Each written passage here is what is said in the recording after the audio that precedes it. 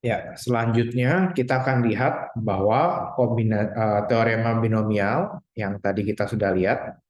Nah, ini kan teorema ini kan aljabar banget gitu ya. Sesuatu yang nggak terlalu kelihatan ada urusan sama kombinatorik. Tetapi teorema ini ternyata punya signifikansi atau ada nyambungnya begitu ya dengan memiliki manfaat gitu ya, memiliki manfaat untuk menyelesaikan permasalahan kombinatorik atau masalah pencacahan. Nah, kita akan lihat akibat secara spesifik ya, akibat dari teorema 6, ini adalah akibat 7, yaitu akibat ini akan nyambung dengan pencacahan subhimpunan. Jadi kalau Anda punya N, bilangan bulat non negatif, lalu Anda punya sebuah himpunan hingga, ya himpunan ini kardinalitasnya adalah N, saya tuliskan, maka teorema ini mengatakan kalau kita mau mencacah power set, nah ini adalah notasi power set gitu ya. Power set itu adalah himpunan yang memuat semua subhimpunan. Himpunan kuasa, ini cacahnya adalah sebanyak 2 pangkat N. Atau ini kalau saya tulis secara bebas, banyaknya cara, oh sorry, bukan salah. Banyaknya subhimpunan dari S itu adalah sebesar 2 pangkat N, di mana N itu adalah kardinalitasnya S. Nah, saya akan buktikan dengan eh, kombinatorik, gabungan sebetulnya ya, dengan bukti kombinatorik dan juga menggunakan pendekatan aljabar di teorema binomial tadi. Nah, oke, sekarang kita ingin mencacah, apa sih dalam mencacah itu pekerjaannya apa? Pekerjaannya adalah membuat suatu subhimpunan. Subhimpunan, katakanlah saya kasih huruf gitu ya, R, begini. R-nya adalah subhimpunan dari S. Nah, seperti ini. Nah, untuk mencacah subhimpunan, maka kita bisa bagi ke dalam beberapa kasus. Nah, yang pertama, R ini, nah ini kasus pertama, deskripsinya adalah kalau ternyata, kan ini saya kasih keterangan gitu ya, misalkan saja S-nya itu adalah 1, 2, 3, 4, 5, begitu deh ya. Maka yang banyaknya kemungkinan subhimpunan kan ya bisa jadi gitu kan. Kalau subhimpunannya itu ya cuma berisi satu anggota saja, 1 lah, 3 lah, 4 lah, misalkan seperti itu. Nah, ini adalah kemungkinan pertama, ya kasus pertama yaitu kalau subhimpunannya itu berukuran hanya satu anggota saja. Nah, kalau hanya ada satu anggota, maka berapa cara untuk mencacah? Artinya dari N, ya, ini saya tuliskan kembali bahwa kardinalitas S itu adalah N. Dari N objek yang ada di dalam S dipilih satu. Maka banyak caranya adalah N choose 1. Begitu. Kemungkinan lain adalah kasus yang kedua, ya, yaitu kalau si subhimpunannya itu ada berisi 2 anggota. Nah, jadi kan selain 1, 3, 4 ini kan juga mungkin juga nih, misalkan 1, 4 atau misalkan 3, 5. Nah, ini kan mungkin, begitu kan? Nah, berapa cara? Jawabannya mirip, yaitu dari N dipilih 2. Maka nanti juga akan ada nih kasus 3, yaitu kalau R-nya sama dengan berkardinalitas 3. Banyak caranya adalah N choose 3. Nah, ini lalala. Lalala sampai kemungkinannya adalah kalau paling akhir ya, yaitu kalau N seperti ini, artinya subhimpunannya itu cacahnya sebanyak N juga. Nah, ini sebetulnya hanya ada satu cara, tapi saya pengen tuliskan dari N dipilih N. Nah, boleh dong ya, saya tulis seperti ini. Nah, supaya lengkap seperti ini. Ini juga bisa, maka saya boleh tulis n choose n-1. Sebetulnya ada satu kasus lagi, yaitu kasus 0. Ya. Jangan lupa bahwa kalau kita punya himpunan kosong, itu juga adalah sebuah subhimpunan. Nah, ini adalah kasus di mana subhimpunan R itu ternyata kardinalitasnya 0. Berapa banyak cara? Dari N dipilih 0. Nah, seperti ini. Nah, sekarang perhatikan, kasus-kasus ini itu adalah sebuah pekerjaan yang sifatnya pilihan. Ya toh? Jadi boleh pilih sebuah subhimpunan itu mungkin kardinalitasnya 0 atau 1 atau 2 atau 3 lalala sampai atau n. Begitu loh. Nah, jadi banyaknya cara, total cara ini adalah penjumlahan cacahan dari masing-masing kasus. Atau ya ini n cus 0 tambah n cus 1 tambah n cus 2 lalala sampai n cus n. Nah, ini adalah caranya.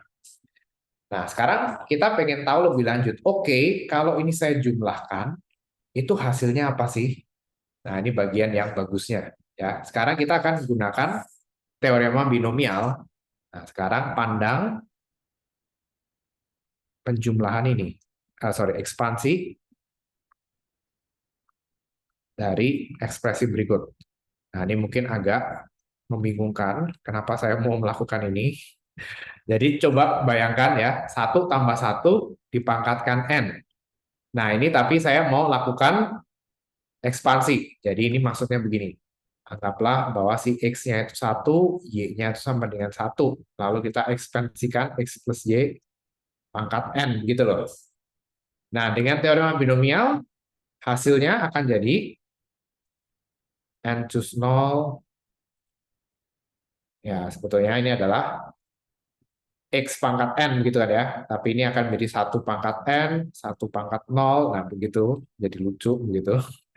N pangkat 1, sorry, N cus 1, lalu ini 1 pangkat N min 1, ini 1 pangkat 1, lalala. Sampai nanti terakhir N cus N, ya ini 1 pangkat 0, ini 1 pangkat N. Anyway, ini kan 1 gitu kan ya, 1 dikalikan berapa kali pun ya hasilnya selalu 1. Ya, jadi sebetulnya yang meter di sini hanyalah N cus 0, hanyalah koefisiennya saja begitu.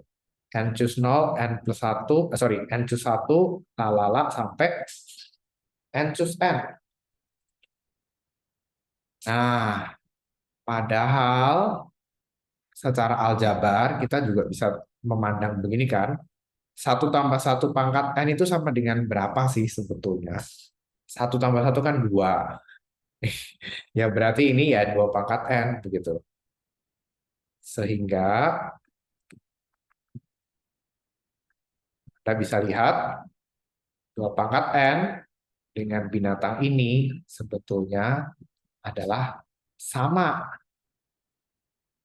N cus 0 tambah N cus 1 tambah lalala sampai N cus N itu tidak lain ya sama dengan 2 pangkat N. Nah, ini tuh kan yang atas. Betul tidak? N cus 0, N cus 1 sampai N cus N.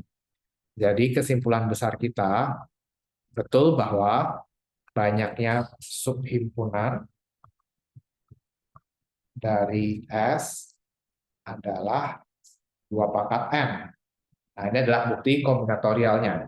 Nah, jadi di sini yang terjadi apa sih? Kita memadukan antara bukti style kombinatorik dengan bukti style aljabar. Nah, dari sana kita bisa mendapatkan satu teorema yang sangat signifikan. Ini nanti akan sering sekali kita pakai gitu ya. Anda punya sembarang himpunan yang berhingga, lalu kita pengen cacah ada berapa banyak himpunan subhimpunannya begitu. Maka banyaknya adalah 2 pangkat N. Nah, di sini kita akan coba lihat satu hal lagi. Ya, ini adalah another cara gitu ya untuk membuktikan. Nah, kita akan membandingkan dua buah interpretasi, yaitu interpretasi subhimpunan dan representasi string binernya. Maksudnya apa? Nah, ini sekarang saya akan coba uraikan. Misalkan kita punya A adalah himpunan berisi 3, atau N-nya itu sama dengan 3. N itu kan cacahnya A, ini adalah 3, seperti ini. Maka coba kita akan melihat subhimpunan dari si A, gitu ya. Nah, gini. Oke, yang pertama subhimpunan yang mungkin adalah, ya paling ekstrim dulu deh ya, kalau himpunannya kosong. Kemungkinan kedua, kalau himpunannya hanya isinya 1, hanya isinya 2, hanya isinya 3, begini. Kemudian selain ini bisa juga kita kombinasikan 1, 2, bisa juga kita kombinasikan 1, 3, kombinasikan lagi 2, 3. Kemungkinan terakhir apa? Ya, kalau semuanya. Nah, begini. Nah, pertama kita akan lihat ini adalah urusan subhimpunan. Ya, dalam subhimpunan ini kita bisa melihat nomor 1, ukuran atau kardinalitas subhimpunannya berapa? Ini kan himpunan kosong, berarti kardinalitasnya adalah 0. Nah, di sini ada satu anggota, satu anggota, satu anggota, dua anggota, dua anggota, dua anggota, 3 anggota. Nah, sekarang saya bisa lihat, saya akan pecah menjadi beberapa grup gitu ya, atau beberapa kelas partisi. Kenapa kok saya garisnya di sini? Karena keseluruhan ini ukurannya sama. Nah, yang di sini satu grup yang isinya 0, satu grup yang isinya 1, satu grup yang isinya 2, satu grup isinya 3. Nah, kita akan coba lihat di dalam satu kelompok ini tuh ada berapa sih subhimpunan yang bisa kita generate, yang kita bangkitkan. Nah, jawabannya di sini adalah 3 cus 0. Ya.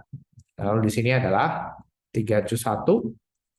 3 cus 1 kan 3 ya. Benar, ada 3 subhimpunan yang bisa di-generate. Kemudian di sini adalah 3 cus 2. Terakhir di sini adalah 3 cus 3. Nah, selanjutnya ini adalah representasi yang lain.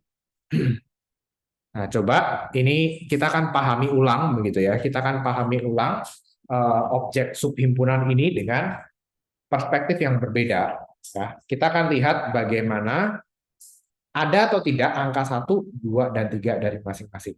Nah, perhatikan di sini. Saya mulai dari nomor 2 dulu deh ya. Dalam nomor 2, subhimpunannya adalah 1. Artinya angka 1-nya ada, angka 2-nya tidak ada, angka 3-nya tidak ada.